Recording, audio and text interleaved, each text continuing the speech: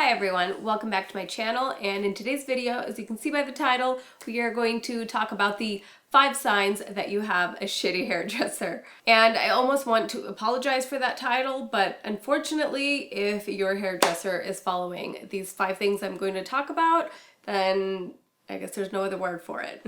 So the first sign is that she doesn't listen to you, nor does she have good feedback for what it is you're looking for. Say you come in and say, I want to go platinum blonde and I want to cut my hair to a short bob.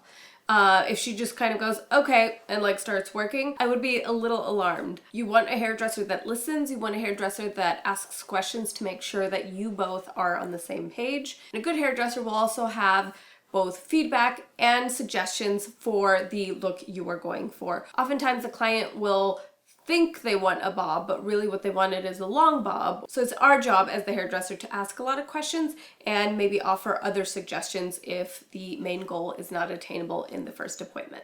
Which leads me into the second point, which is a hairdresser that always says yes to everything that you ask for. So say you've been going to a million different hairdressers and you can't achieve your dream hair. Your hair always comes out orange, your hair either comes out full of breakage, and you go to another hairdresser and the hairdresser's like, yes, I can do that.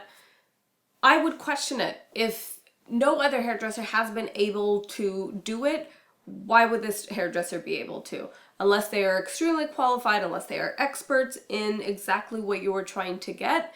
If they just say yes, most likely you're not going to end up with what you want. And trust me, as hairdressers, we more than anything want to say yes. We want to please you and we want to give you what you want. But it also takes an expert to know whether or not that is possible. Another sign you have a terrible hairdresser is if she's never busy or she's always available. You can book her for tomorrow. Now we all know that with bookings and reschedulings, things can happen and you maybe get lucky. Maybe that hairdresser has an opening for you in the week that you are requesting. But if they are constantly just always available whenever you want to come in, there's a problem. If she's not in high demand, she's probably not the greatest. Which again leads me to the next point, which is her availability does not match her pricing.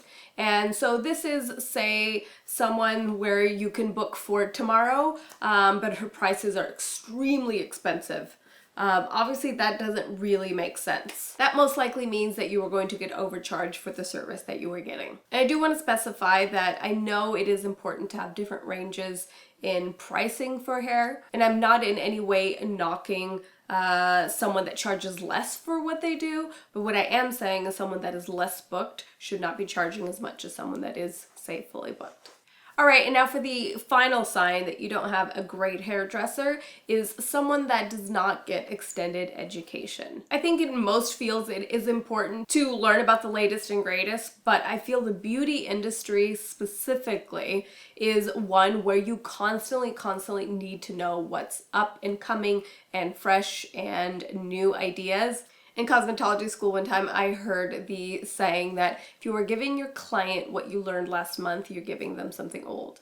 And what comes along also with that extended education is the knowledge of new and amazing products that we have available to ourselves now. I keep saying that it is absolutely the best time to be a hairdresser because we have the absolute latest and best to help us achieve really everything that we want to achieve with our clients' hair. And if you're not constantly learning about the latest and greatest, you are not going to know about the newest and best products for your clients. Alright guys, and that is it. I hope you found this video helpful. I hope that this was in no way offensive to anyone. Also wanted to wish you guys a very happy new year. If you're new to my channel, don't forget to subscribe by clicking that red button down below. For those of you returning, thank you so much for your continued love and support, and I'll see you in the next one.